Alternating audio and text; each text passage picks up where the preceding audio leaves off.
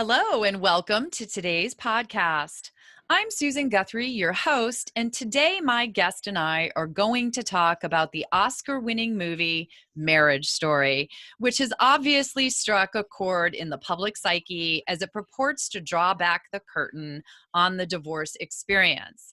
I've been very excited to tape this episode. My guest today is Carolyn Kaas, and she's an associate professor of law at Quinnipiac University Law School, which is located in Connecticut, which for those of you who listen all the time, you know that I was located in Connecticut for about 26 years. So Professor Kaas has been someone that I've known for a number of years. She is the Associate Dean of their Experiential Education and the co-director of the Center on Dispute Resolution. And she also directs two of the law school's 8 academic concentrations, notably family law and civil advocacy and dispute resolution. So she's right up our alley here. She's also very active nationally on all of the different boards and teaching forums, as well as she is the author of Building on Best Practices, which she co-edited and was a contributing author. So I'm very excited to have her here today. We have been talking about doing this episode. So thank you so much, Carrie, for joining me. Oh, you're welcome. I'm excited to have this conversation.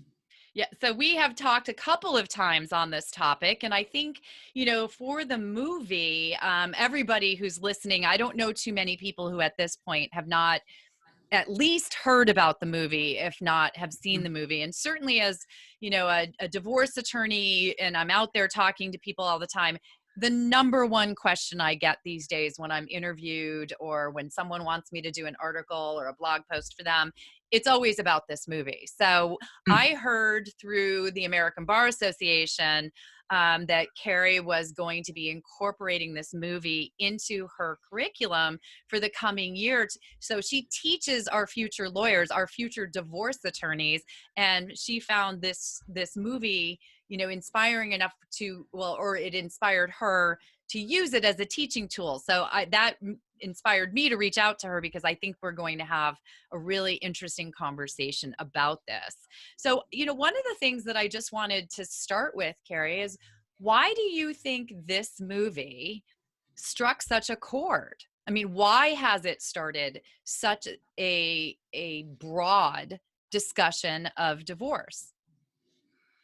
Well, of course, it's beautifully done and well acted. So it really did evoke an emotional and intellectual response in everyone who watched it, I believe. And there are so many people who have experienced divorce, either as the child of divorce in their own childhood, and clearly as professionals.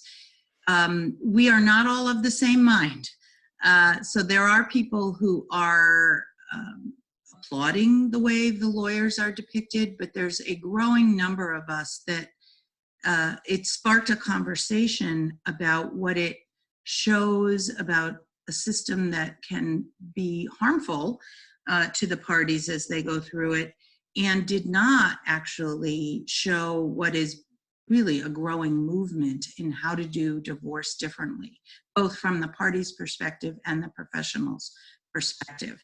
So it really, as far as I'm concerned, gives us on a silver platter a common, almost family to really discuss what was done right, what could have been done differently, where were the missed opportunities. It does a wonderful job of depicting what the parents and the child go through when divorce is done in that way. So it's just such a rich opportunity. But mainly it's because I think we're at a turning point in how people are writing about, thinking about, and actually helping families go through this very difficult life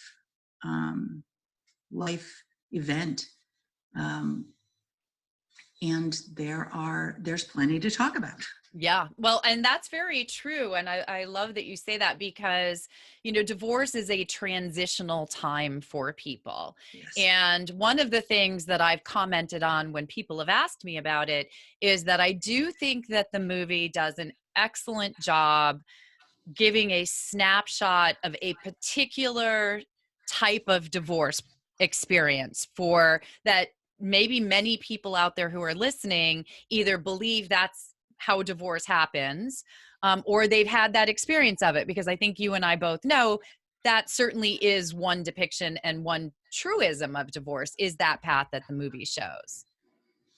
Yeah, absolutely. And in fact, a couple of people I have watched it with and discussed with had to take breaks from it to scream in frustration at the sense of, you could feel they did a wonderful job of the momentum builds. It feels like a runaway train. And you watch it sort of get more and more intensely adversarial when you know darn well these parents wanted to do it differently for Henry. And so, I mean, one of the really great teaching points, I think, for people is that I believe you can turn it around, both as a professional, people come to you at any stage, and as parents taking back control of your life. And you ultimately see these parents do that at the very end when the lawyers are finally out of the way. That is something I know you and I have talked about. We worry that it isn't as true, sadly. Once people have gone through such a divisive process, it is very hard to co-parent well like you see them doing at the end. But short of that, I believe the message should be that both professionals and parents can take back the process and do it differently at any point. But it was excruciating to watch, and excruciating at some point to watch the lawyers do what sadly too many lawyers are still doing. So you're right. It was a depiction of one pathway that you can find in any state around. Oh yeah. I mean, country, right? yeah.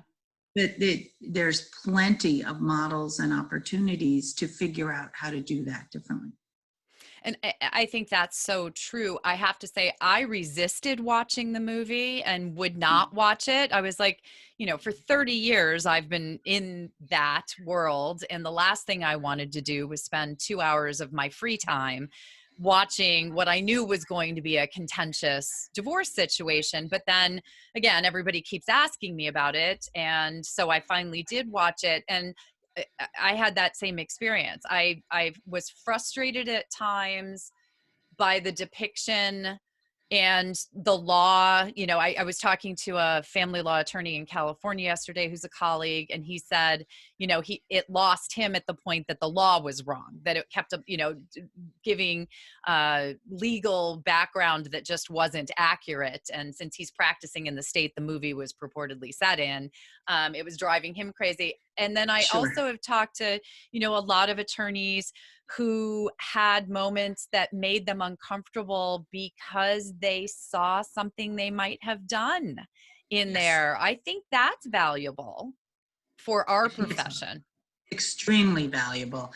I think the best opportunity that we have from this movie is to continuing the discussion and using this as an opportunity to come together, watch it together, and discuss exactly that. But that includes the ability to say, oh my goodness, I have said that 100 times to clients. I saw myself in the beginning of my career, the old, hope you don't go to trial, but prepare for it from the beginning. I have not only done that, I've said that to my students.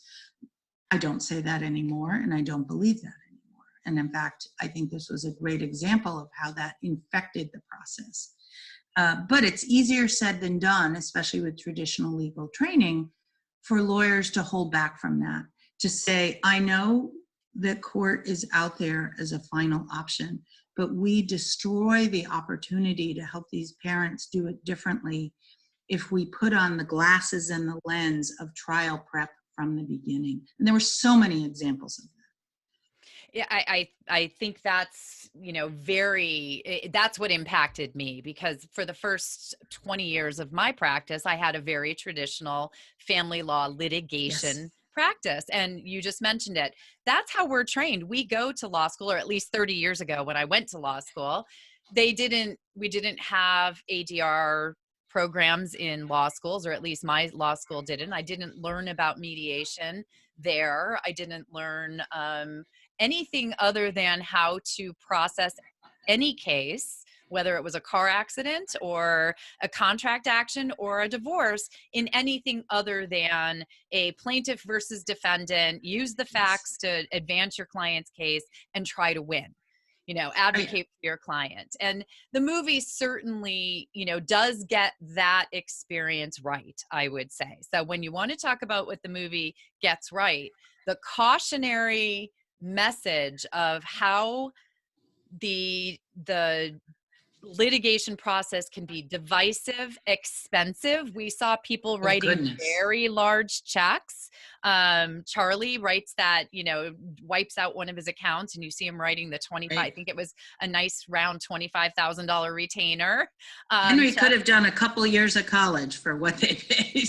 Right. And those, and just the attorney driven nature of that litigation process, I think it captured all of that really well.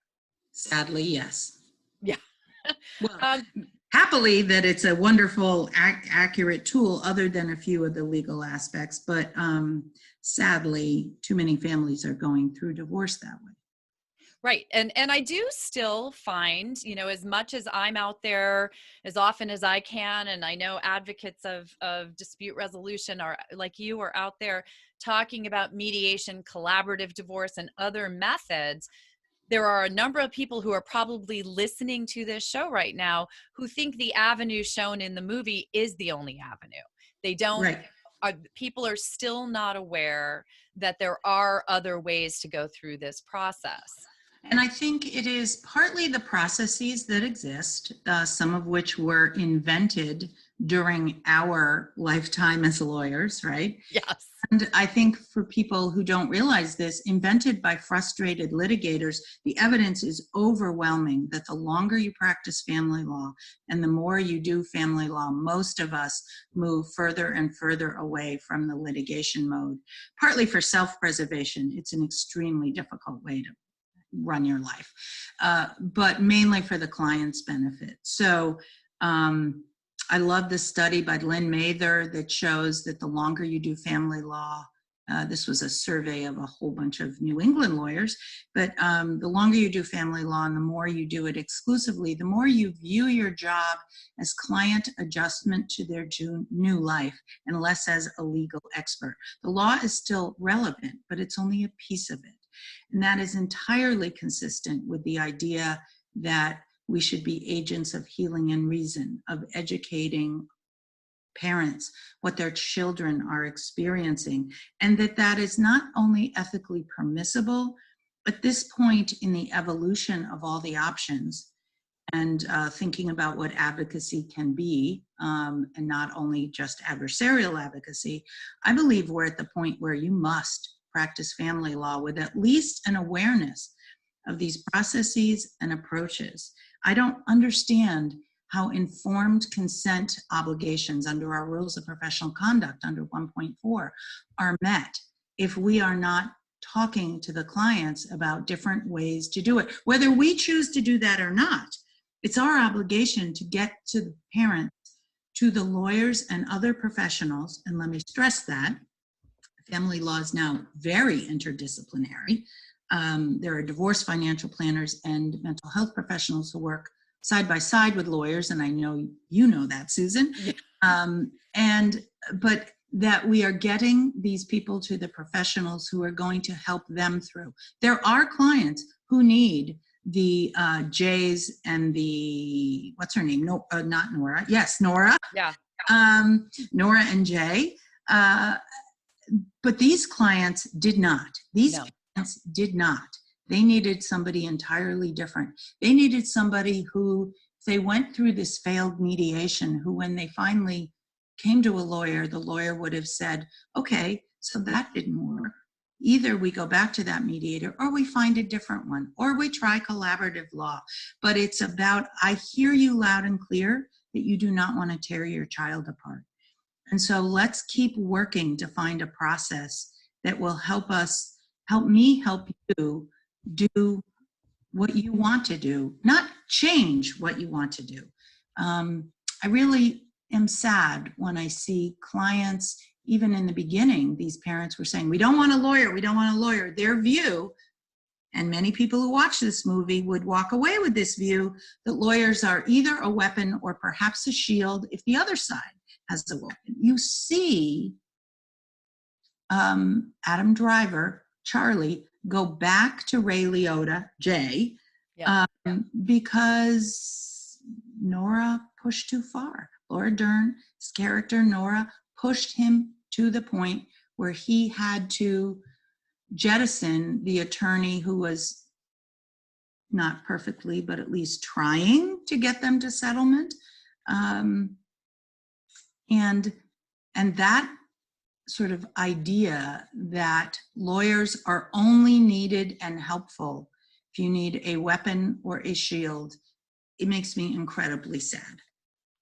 Me too. It, and that was one of the things that I think the depiction of family law attorneys, made so many of us uncomfortable because, we are so much more than that, or many of us strive to be so much more than that for our clients.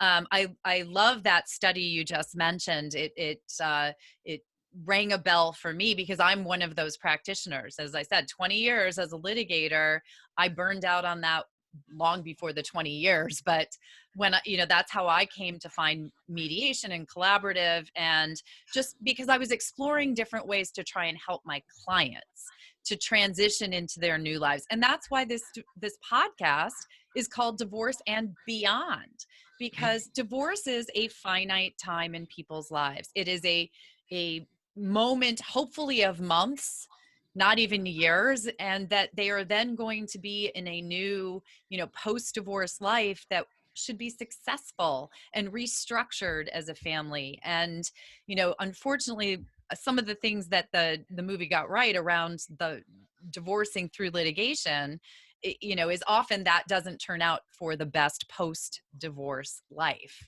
for no, that. Right. And you and I have discussed how hard it would be for Nicole and Charlie to really come back to that parenting, co-parenting. And if we were to define that it is our professional's job is to help people be divorced, not get divorced, right? And as you said, reorganize the family, and build the capacity to be in this co-parenting partnership rather than make it challenging. These parents in the depiction in this movie were successful eventually as co-parents in spite of their lawyers, not because of their lawyers. And lawyers and the other professionals working with them should have that as our ultimate goal, at least with people who are not violent with each other. And I mean, we're not talking about those people right now.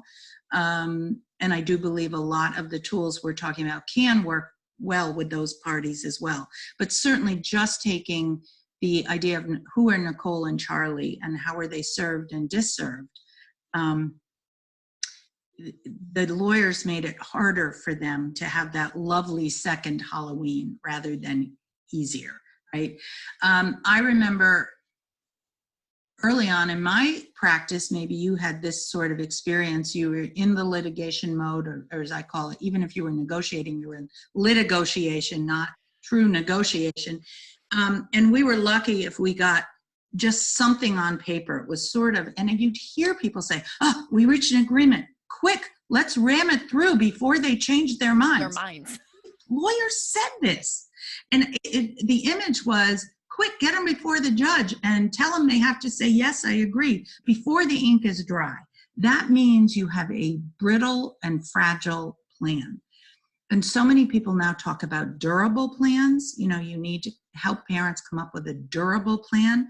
And that's certainly a huge step forward, one that's going to survive. But still, I'd like to have us have a goal even higher than that. Durable to me means it can withstand a beating. It can withstand parental difficulties. It's certainly better than a fail, and it's realistic, but it's not particularly positive.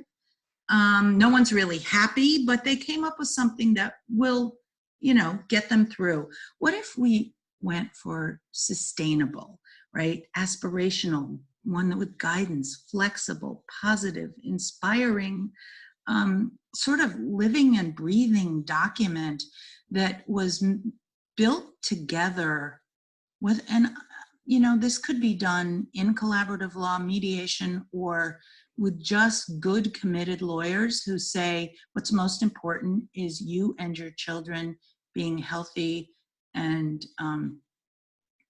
not just surviving, but thriving somehow. And that doesn't mean it's happy, happy, happy. We're all going to sing Kumbaya, like the mediator suggested. That's a whole other conversation, right? But Yes. I would love us to keep shooting higher and higher in how we can remake ourselves to help people through this really difficult life event, as you talked about, with grief and sadness, and expect some anger. But instead of saying, I'm going to take an innocuous event and turn it into a weapon to prove the person's a bad parent, what if we take their anger and their frustration with each other and help them remake it into a piece of the process, the emotional process they're going through, but one they can get through and learn to co-parent on the other side. Yeah, and actually, you just referenced one of the scenes in the movie Mhm. that really stuck out for me because it actually got it very right. This is one of the areas where the depiction was uncomfortably close to what I have seen and participated in courtrooms, and that was the scene where they were in court and the incident over the booster seat was Right. turned around and weaponized into something to use against Charlie in court.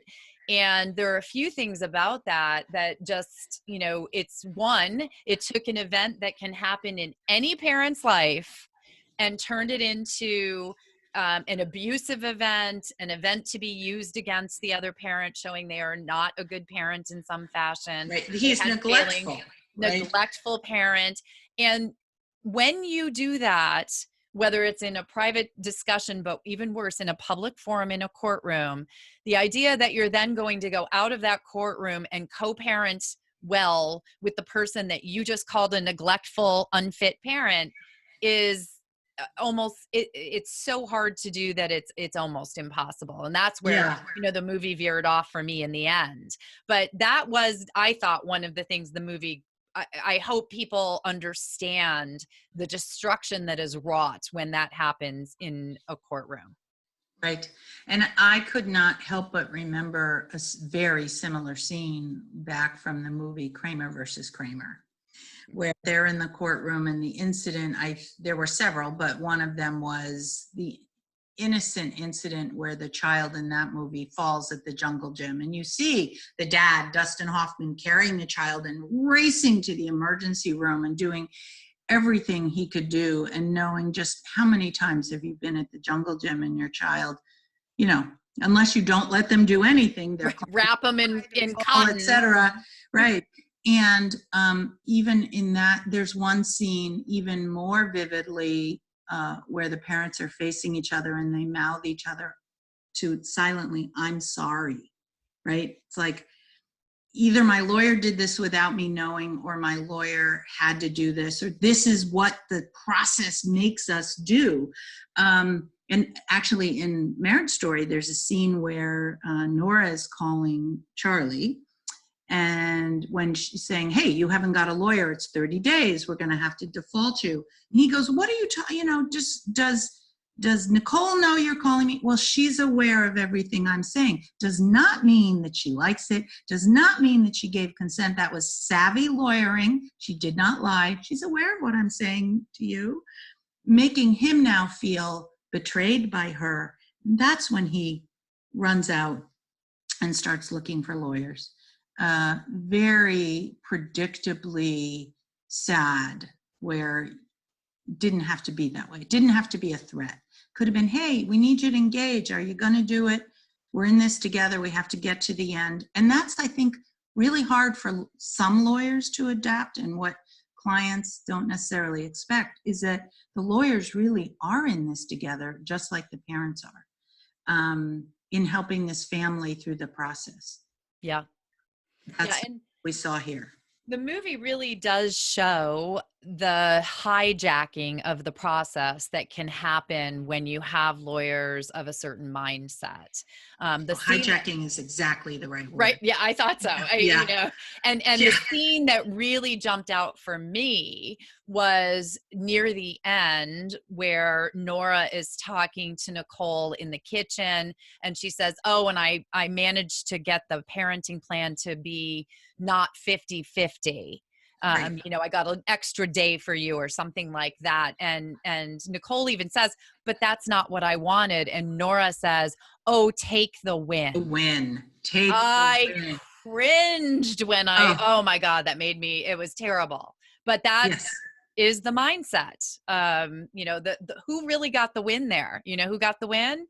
Yeah, the Nora. lawyer. Yeah. Yeah, Nora got one up on Jay, because you saw when they walked in the courtroom, she's going, "Oh my God, everything's off, blah, blah, blah." And then she goes, "Hi, Jay, how are you?" You know, Nora wanted to beat Jay. This had nothing to do with Nicole, Charlie, and certainly didn't have anything to do with Henry, who already is missing his dad so much when his dad has to be back in New York. And even though he manages to come to LA and all that, we haven't even talked about the whole relocation Yeah. issue. That's part of where they got the law wrong. But how different it would have been if from the beginning the lawyers had helped these parents have this conversation and figure it out. Ugh. Yeah. Well, and another, you know, I don't want to leave this episode without also mentioning another place where I feel they got it wrong, or they missed an opportunity, because a lot of what the movie's message is the litigation format is not necessarily the best format for a family to restructure. And I think you and I would both say one of the best ways for that to be accomplished would be through mediation. Yet the movie shows a fail, and a very, you know, abrupt fail in the mediation setting. They try it in the beginning. They go to one session. It's very therapy, sort of kumbaya, as you to use Yes. your term, you know, oriented. And they immediately fall out of that and go off to litigation. And you know, that's not necessarily what the mediation process looks like. Mediation is not, you know, centered necessarily on, you know, the past. Mediation is centered on helping you restructure and create that new future in a way that works best for everyone in the family. Right. And, you know, you saw the mediator push the Nicole character. Well, we're not going to read one letter. He's so rigid and so uncreative. I mean, even if there was a lot of creativity, I'm not faulting the idea that you want to help the parents structure on or focus on what attracted them to these parties. That's a wonderful tool. But then he's like a dog with a bone. He can't let it go. He can't adjust to her. She's obviously at a place where she can't read her letter right now. So you put it away and you do something else. You don't push her in the corner so that her only option is to leave. So yes, I thought it was unfortunate in its depiction of a failed mediation with not a particularly adept mediator facing what is inevitable. Is there are times when one party or another is hurting and frustrated. If good mediators, good collaborative lawyers, good lawyers know that, build space and time in for that, and don't back their clients into a corner. Right. I mean, and that's one of my, you know, as a mediator, that's one of the things that I always tell people is it is a safe place to talk and share what you need to share, but it's also a place where there's safety in that you need to be in agreement with what's happening there, that you're not going to be put in a corner and forced to participate in something that you want to have no part in that moment. So that's not necessarily, if you find a good mediator, and there are so many out there right now. I mean, mediation is definitely on an upswing. I've certainly seen that in my practice. More and more people are aware it's an option. And so if you find that mediator that you both, can work with, it can be a very productive, less stressful, creative way to sit down and work together to try and restructure your family, keeping, in this case, Henry at the forefront, which is That's really, right. where family law should be focused. Absolutely. Absolutely. And you may have to try more than one mediator. So as I said at the beginning, and the lawyer should be helping you do that, not saying, okay, fine, here we go. Now we're on this train. Right. And we're going from 0 to 60 on that train. We're going to, so what would if you were going to sum up a final thought or a final message that you would like to people to take away who have seen the movie, what would you like them to take from that? To remember that the goal is, especially if you're parents, how will you be after the divorce? And who are the people, and what is the process that will get you to the place where you can do what you're hoping to do? Walk your child down the aisle together, be at graduations together, be at the birth of your first grandchild together. And that's for you, yes, but it's mainly for your child. How do you keep that relationship as co-parents healthy and alive? And the only way to do that, it's going to be your life afterwards, is to be more in control. Don't give up control to a process that isn't what you want. Find the professionals who will assist you and guide you and support you through the process that you need to go through in order for you to be healthy, and all of you, when I say you healthy, all of you in your family be healthy and able to talk on the other side. That old, don't talk to your co-parent while you're going through the process. Just a horrible, horrible advice. Yeah. We should be building capacity. And so find the professionals who will help you do that. That's what being a family lawyer is today. And I think so. And I think it bodes well for my profession, our profession, that there are professors like you out there helping to shape the new future of our family law attorneys. And you have programs like you do at Quinnipiac. Can you tell people how they can find out more about you and about Quinnipiac's innovative programs? Yes, certainly. Certainly anyone can contact me, Carolyn.Kaas at Quinnipiac.edu. So spelling Kaas and Quinnipiac properly are a challenge, Kaas.